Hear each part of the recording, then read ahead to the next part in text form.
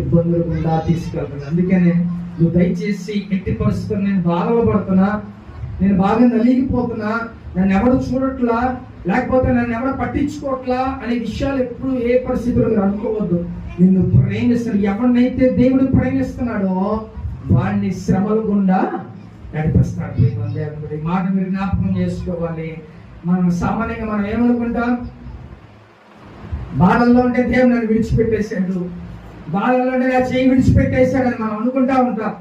కానీ ఓ మాట జ్ఞాపకం చేసుకో ప్రేమ దేవుడిగా, దేవుడు నేను ఇష్టపడుతున్నాడు కాబట్టే దేవుడు ఏం చేస్తున్నాడంట, మిమ్మల్ని శ్రమల గుండా నడిపిస్తున్నాడు.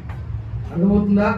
ఇప్పుడు బాధలో ఉన్నాము, మీరు ఏమనుకోవాలి, దేవుడు నన్ను ప్రేమిస్తున్నాడు, దేవుడు నన్ను చక్కగా ఒక మంచి స్థితిలోకి నన్ను తీసుకువెళ్ళాలని అనుకుంటున్నాడు. కాబట్టి ఇది విధంగా దేవుడు నన్ను పరీక్షిస్తున్నాడు, సమస్యలు నడిపి